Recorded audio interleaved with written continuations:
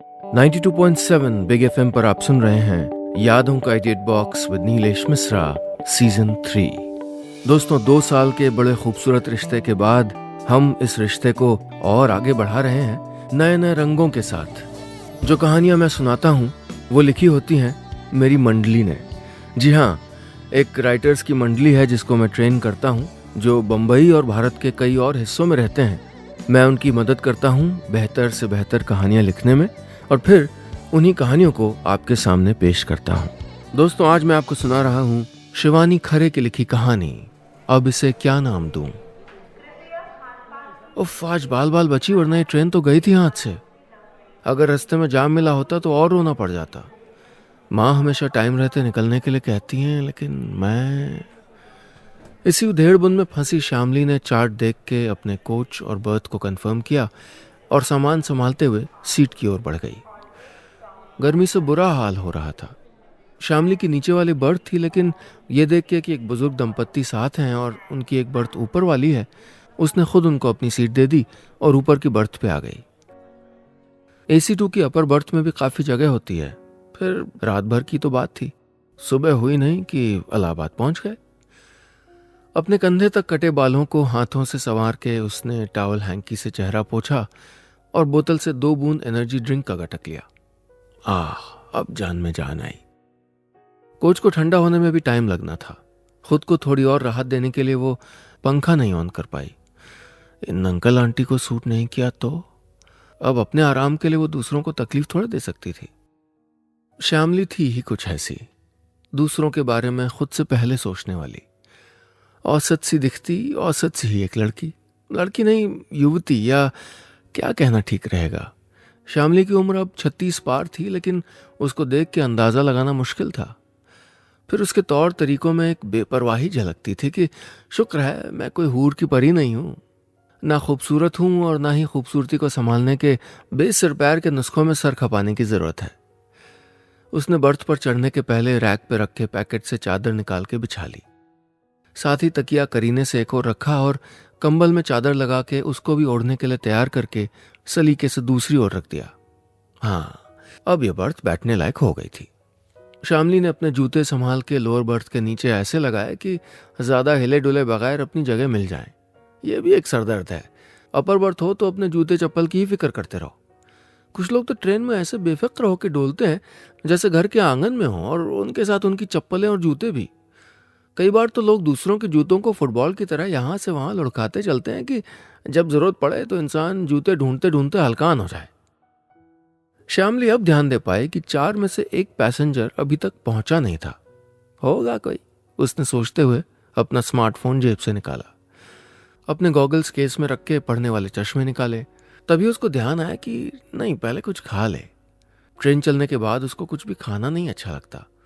सुबह माँ पूछेंगी कि ट्रेन में क्या खाया, और उसके पास कोई जवाब नहीं होगा तो बस छुट्टियों की शुरुआत अच्छे खासे लेक्चर से हो जाएगी। और झूठ बोल नहीं सकती। एक तो महीनों बाद माँ के पास जाए और पहुंचते ही झूठ का नारियल फोड़ दे। चलो, पनीर रोल का आइडिया सही काम आया। खा लो और ज्यादा सोचना नहीं कि हाथ साफ हैं, प्लेट कहाँ फेंके, वगैरह वगैरह। खा पी के इत्मीनान से श्यामली ने पालथी मारी और फोन पे ईमेल चेक करने लगी। श्यामली को क्या मालूम था कि ये बेहद आम सा लगने वाला सफर उसके लिए कई मायने में यादगार होने वाला है। 92.7 बिग एफएम पर आप सुन रहे हैं यादों का edit box with Nilesh Mishra season 3। दोस्तों, आज मैं आपको सुना रहा हूं अपनी मंडली की सदस्य शिवानी खरे की लिखी कहानी, अब इसे क्या नाम दूं। आज की कहानी में अब तक आपने सुना कि श्यामली ट्रेन में ऊपर वाली बर्थ पे बैठ चुकी है, जबकि सामने वाली बर्थ अभी तक खाली है। श्यामली घर जा रही है और रात भर का सफर बाकी है। अब आगे। श्यामली ने बर्थ पे बैठे बैठे फोन पे मेल देखना शुरू किया। कई ईमेल्स पड़ी थीं। उनसे निपट के उसने सोशल साइट पे नजर डाली। अकेलेपन का सबसे बढ़िया साथी तो काम के वक्त का सबसे बड़ा दुश्मन। खैर, कई दोस्त ऑनलाइन दिखे, लेकिन पहले अपडेट्स देख ले, तभी आगे बात करना ठीक होगा। एक झटके के साथ ट्रेन रेंगने लगी। श्यामली ने कलाई घड़ी पे नजर डाली। ट्रेन राइट टाइम थी और फिर वो वर्चुअल दुनिया में डूब गई। दोस्तों से चैटिंग करने से टाइम पास का अच्छा इंतजाम हो गया था। श्यामली ने गौर नहीं किया कि चौथा पैसेंजर भी पहुंच चुका था और अपर बर्थ पे चादर बिछा के उसके ठीक सामने बड़े आराम से आ बैठा था। चैटिंग करते हुए श्यामली कभी हौले से हंसती तो कभी शरारत से मुस्कुराती। एक बार तो वो कुछ बुदबुदा के रह गई। पता नहीं और कितनी देर वो बिजी रहती कि टिकट चेकर आ गया। उसने यूं ही मगन रह के जेब से टिकट निकाला और टीसी को दिखाया। श्यामली? जी। फिर टीसी ने उसके सामने वाले पैसेंजर का नाम लिया। राघव? जी। टिकट दिखाएं। और उस पैसेंजर ने अपना टिकट सामने कर दिया। श्यामली ने उड़ती सी निगाह टीसी के हाथ से चार्ट पे डाली। उम्र 38, इलाहाबाद तक जाएगा। श्यामली ने फोन संभालते हुए एक नजर सामने देखा। राघव उसको देख के मुस्कुरा दिया। श्यामली ने उचटती हुई नजर से उसको देखा और एक मैसेज का जवाब देने लगी, लेकिन टाइप करते करते उसके दिमाग की सुई उसी मुस्कान पे जा अटकी। यह मुस्कान देखी देखी सी थी। टाइप करती उंगलियां कुछ देर के लिए थम सी गईं। उसका दिल धक कर गया हो जैसे। ये तो वही राघव है। श्यामली फिर ऐसी खोई कि अपने चेहरे पे आते आते टेंशन को भांप ही नहीं पाई। थोड़ी देर में बात करके वो ऊब गई और साइन आउट करके फोन पटक दिया। तभी उसका ध्यान खुद को अपलक निहारते राघव पे जा अटका। सोबर से ग्रीन ग्रे कॉम्बिनेशन की चेक शर्ट और ऑलिव जीन्स में सामने राघव बैठा था। हाँ, चश्मा अब जरूर लगाने लगा था।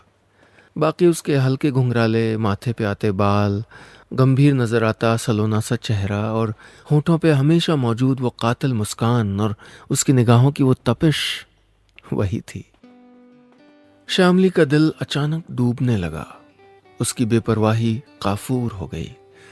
उसने थोड़ी बेचैनी से इधर उधर नजर डाली। नीचे की बर्थ वाले अंकल आंटी खाना खाने के बाद सोने की तैयारी में थे। उनके बिस्तर लग चुके थे। उसने साइड बर्थ की ओर देखा तो वहां दो दोस्त किसी डिस्कशन में मशगूल थे और तभी नीचे बर्थ वाले अंकल ने पर्दे खींच दिए जिससे वो बेफिक्री से सो सकें। लेकिन श्यामली का सुकून तो जा चुका था।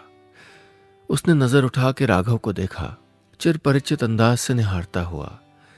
ये निगाह तो किसी और की हो ही नहीं सकती थी। 14-15 साल पहले कंप्यूटर इंस्टीट्यूट वाला उसका दोस्त राघव, जिसकी मुस्कुराती निगाहों ने जान सुखा दी थी उसकी, आज भी पुरजोर कशिश है उनमें। श्यामली बेचैन हो उठी। क्या करे, कहाँ चली जाए? अब तो बर्थ भी नहीं चेंज कर सकती और फिर कारण क्या बताएगी? सामने बैठा शख्स कोई दुश्मन भी तो नहीं। 92.7 बिग एफएम पर आप सुन रहे हैं यादों का edit box with Nilesh Mishra season 3। दोस्तों, आज मैं आपको सुना रहा हूं अपनी मंडली की सदस्य शिवानी खरे की लिखी कहानी अब इसे क्या नाम दूं। आज की कहानी में अब तक आपने सुना कि श्यामली के सामने वाली बर्थ पे राघव आ चुका है, जिसको देखते ही वो बेचैन हो जाती है। श्यामली का राघव से बहुत पुराना परिचय है, लेकिन वो फिर भी बात करने से हिचकिचा रहे हैं। अब आगे।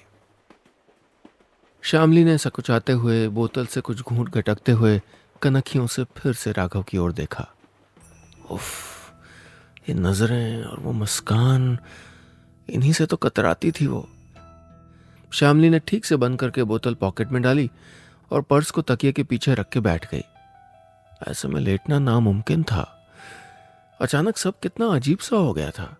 शायद राघव उसकी परेशानी भांप गया और यह भी कि श्यामली ने उसको पहचान लिया था। पहल राघव ने की। हाय, गुड टू सी यू।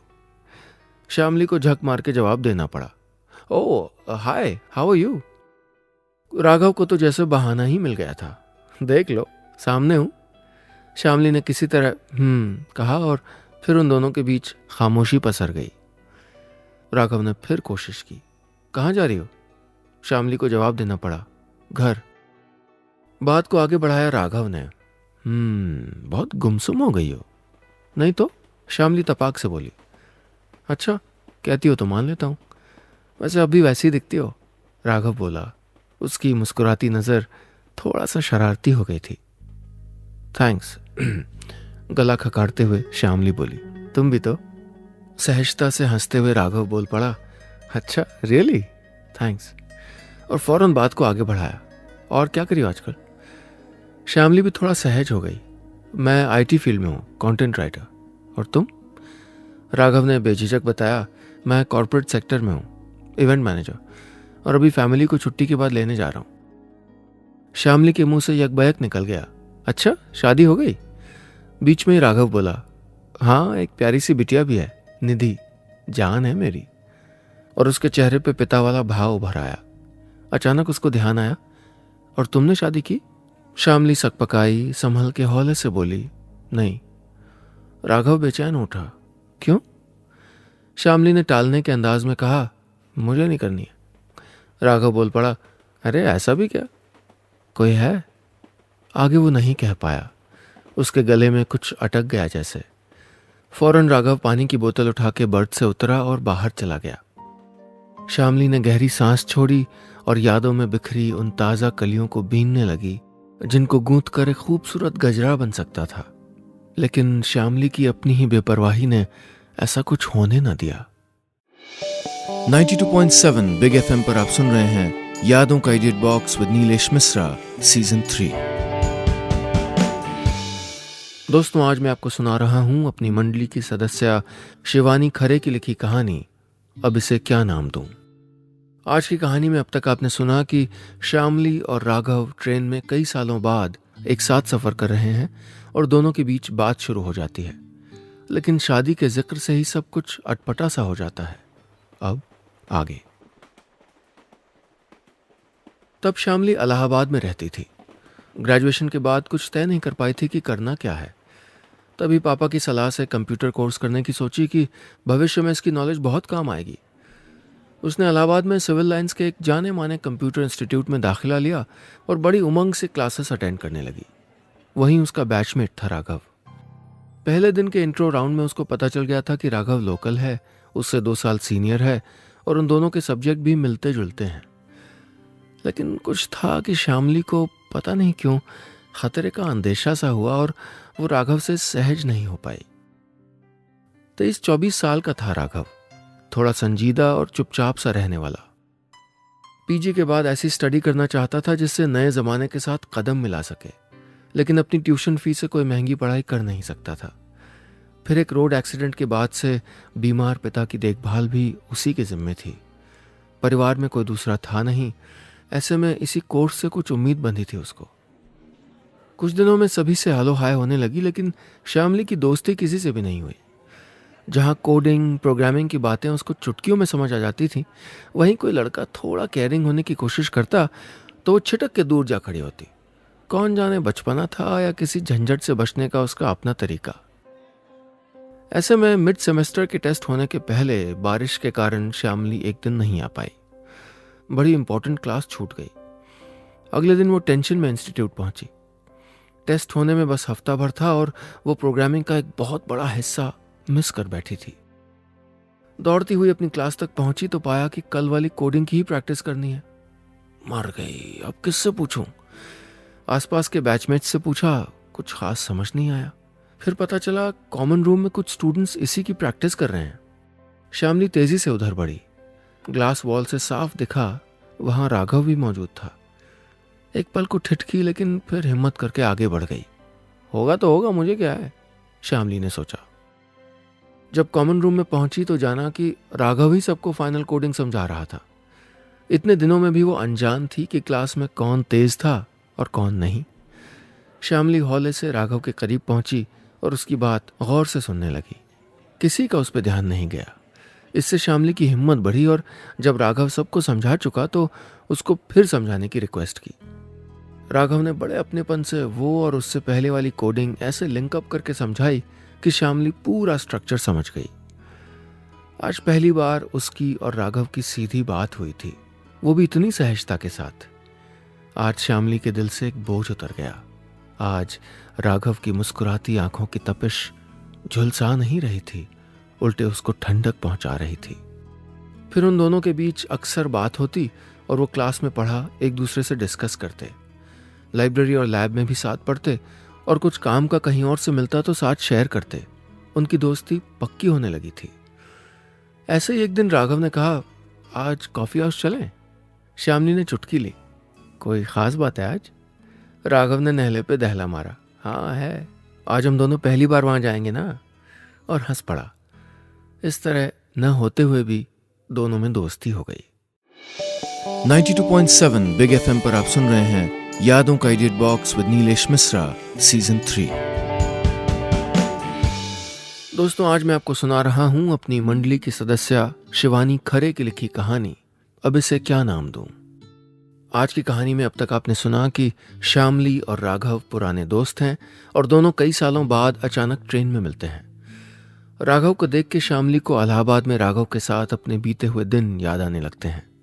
अब आगे। श्यामली और राघव इंस्टीट्यूट के बाहर कई दफा मिले, कभी आइसक्रीम पार्लर, कभी कंपनी बाग, तो कभी सरस्वती घाट। लेकिन उनके बीच गहरी दोस्ती का ही रिश्ता रहा। तब उसने जाना कि राघव के पापा बीमार रहते हैं, सो वो उनका पूरा इंतजाम करके आता है। परिवार के नाम पे सिर्फ वो और उसके पापा हैं। श्यामली ने भी बताया कि उसके अलावा परिवार में पापा, मम्मी और एक बड़ा भाई है, बस। तब 21-22 साल की श्यामली की पर्सनालिटी का खास हिस्सा हुआ करती थी कमर से नीचे तक लहराती उसकी काली मोटी चोटी। उसका चोटी को बेफिक्री से कुर्सी के पीछे लटकाना किसी के दिल पे भी छुरियां चला जाता है, इसका अंदाजा उसको बहुत बाद में तब हुआ जब चाह के भी अपना इरादा नहीं बदल सकती थी। वो टीचर्स डे था जब पूरी क्लास ने सेलिब्रेट किया। शुरू में टीचर को गवा के बारी बारी हर स्टूडेंट ने कुछ कुछ लाइनें गाई। जब श्यामली की बारी आई तो अचानक फरमाइशी प्रोग्राम होने लगा। सीधे आनंद फिल्म के कहीं दूर जब दिन ढल जाए गाने की बात उठी। श्यामली ने गाने के बोल न आने का बहाना बनाया तो पता नहीं कैसे किसी की डायरी से गीत के बोल तक निकल आए। उस डायरी पे राघव का नाम लिखा देखा तो श्यामली 2 लाइन के आगे नहीं गुनगुना पाई। खैर, उसे लगा था कि जान बच गई, लेकिन नहीं, क्योंकि जब राघव की बारी आई तो उसने सीधे उसके बालों पे ही इशारा करते हुए गाना गा दिया। ये जुल्फ अगर खुल के बिखर जाए तो अच्छा, इस रात की तकदीर संवर जाए तो अच्छा। जब कुर्सी से उठ के दुपट्टा संभालते हुए वो मुड़ी तो उसकी ओर राघव की नजरें टकराईं और उसे अपनी छठी इंद्रिय का इशारा सही मालूम हुआ। तब पहली बार उसने नोटिस किया था राघव का अलग ही अंदाज में उसको देखना, उसकी मुस्कुराती सी नजर और उसके होठों पे थिरकती तिरछी मुस्कान कुछ खास थी। उन निगाहों की वो तपिश वो कभी झेल नहीं पाई। लेकिन राघव की ओर से बात संजीदा होती जा रही थी, इसका अंदाजा श्यामली को होते ही वो कटी कटी रहने लगी। कभी अकेले लाइब्रेरी चली जाती तो कभी लैब का बहाना बना के कतरा के निकल जाती। उधर इंस्टीट्यूट वालों का पिकनिक का प्रोग्राम बना। सबके जोर देने पे श्यामली जाने को तैयार तो हुई, लेकिन उसका दिल घबरा रहा था। जब माँ को मन की बात बताई तो वो हंस के बोली, बातें तो बड़ी बड़ी बनाती है कि ये करूंगी वो करूंगी, और इतने में हिम्मत जवाब दे गई। अरे खुद पे भरोसा रख और जा। मरती क्या न करती वाले भाव से आखिर श्यामली पिकनिक पे साथ हो ही ली। बस में कदम रखते हुए उसकी परेशानी साफ झलक रही थी। वो अपने बैचमेट्स की ओर बढ़ी और चोर निगाह से किसी को ढूंढने लगी। नहीं, उसका कोई नामो निशान नहीं था। चैन की सांस लेते हुए वो एक सीट पे जा बैठी। श्यामली चाह के भी किसी से नहीं पूछ पाई कि राघव क्यों नहीं आया। वो श्यामली का एक यादगार दिन रहा, सबसे खुशगवार दिन। लेकिन उसी दिन श्यामली को राघव की कमी पहली बार खली। अगले दिन इंस्टीट्यूट में सब इकट्ठा हुए तो बस पिकनिक की बातें होती रहीं। सब मौज मस्ती के मूड में थे। बेचारा राघव कोने की एक कुर्सी पे बैठा सबकी बातें सुनता मुस्कुराता रहा। उस दिन श्यामली ने राघव की जानबूझ के अनदेखी की। ऐसे ही मौज मस्ती में पूरा बैच प्रोजेक्ट और सेमेस्टर एंड के टेस्ट की तैयारी में जुट गया। देर शाम तक इंस्टीट्यूट की लाइब्रेरी में पढ़ना और लैब में कोडिंग की प्रैक्टिस करना। पूरे बैच में दोस्तानापन चरम पे था, कभी कॉफी हाउस तो कभी कहीं और, लेकिन एक साथ। सभी एक दूसरे के प्रतियोगी फिर भी मददगार थे। और एक दिन श्यामली ने यूं ही आगे की प्लानिंग सबको बताई और पूरा बैच सन्न रह गया। 92.7 बिग एफएम पर आप सुन रहे हैं यादों का edit box with Nilesh Mishra season 3। दोस्तों, आज मैं आपको सुना रहा हूं अपनी मंडली की सदस्य शिवानी खरे की लिखी कहानी, अब इसे क्या नाम दूं। आज की कहानी में अब तक आपने सुना कि श्यामली और राघव के बीच एक रिश्ता पनप रहा होता है कि तभी श्यामली पूरी क्लास के सामने अपने भविष्य को लेकर एक खुलासा करती है। अब आगे। श्यामली को इलाहाबाद में किसी बड़े शहर जितनी संभावनाएं नहीं दिखती थी, सो उसने अब दिल्ली जाने और एडवांस कोर्स ज्वाइन करने का मन बना लिया था। अब इलाहाबाद में उसके दिन गिने चुने थे और ये बात उसने अपने दोस्तों को भी बता दी थी। उस शाम के बाद फिर किसी ने कोई बात नहीं की और ऐसे ही खामोशी से प्रैक्टिकल का दिन आ गया। उसके अगले दिन फाइनल एग्जाम था और फिर सब खत्म या एक नई शुरुआत, कौन जाने। वो अपने प्रोजेक्ट के साथी से प्रैक्टिकल डिस्कस कर रही थी कि वहां राघव आया और श्यामली का प्रैक्टिकल कैसा हुआ पूछने लगा। श्यामली को लगा कि कॉमन रूम अचानक खाली हो गया और वो राघव के साथ अकेली रह गई। वैसे उसको कोई डर नहीं था, लेकिन कुछ अजीब सा लगा ये।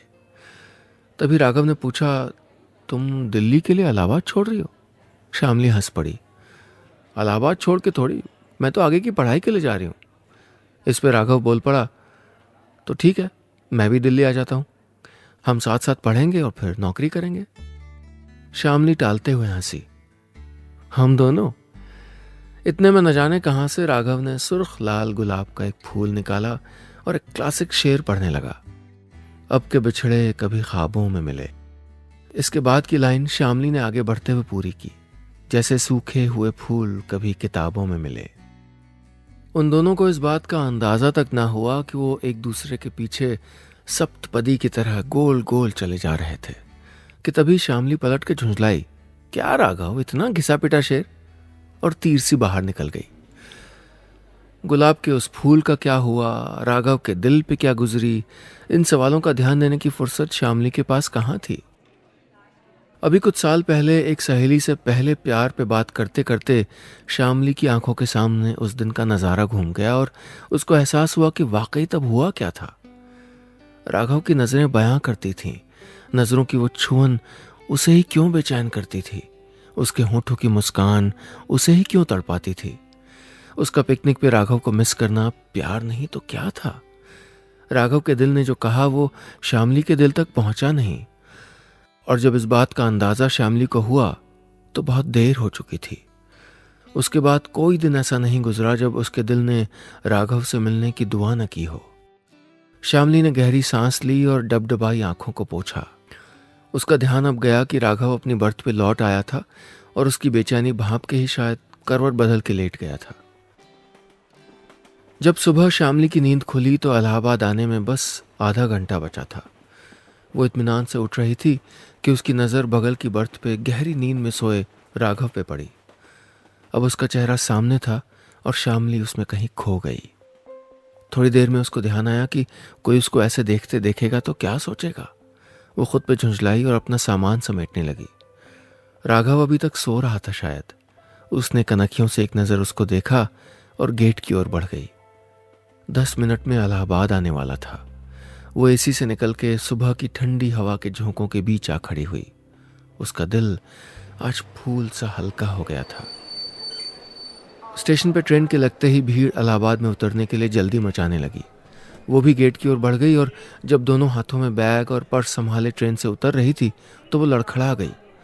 किसी के हाथ ने बढ़ के फौरन उसके कंधे को सहारा दिया। उतर के शुक्रिया करने के लिए वो मुड़ी तो अचकचा गई। राघव था। श्यामली से कुछ कहते ना बना तो अपना बैग कुछ कदम आगे रख के उसका स्ट्रोलर खींचने लगी। तभी राघव अपनेपन से आगे बढ़ा और श्यामली ने झेप के अपनी नजरें झुका ली। ये राघव की पास आती आवाज थी, श्यामली ठीक तो हो ना? हाँ हाँ मैं ठीक हूं, वो पता नहीं कैसे डिसबैलेंस हो गई, श्यामली ने जवाब दिया। साथ चलते हुए राघव ने बताया, पापा के गुजरने के बाद पिछले 10 सालों से मैं दिल्ली में ही हूं और तुमसे मिलने की उम्मीद बनी रही। श्यामली ये सुन के मुस्कुराए बगैर ना रह सकी और फिर संभलते हुए बोली, राघव अपनी बेटी और पत्नी के साथ घर आओ ना, हम लोग उसी घर में रहते हैं जहां एक बार छोड़ने आए थे तुम मुझको। बस इतनी सी थी ये कहानी।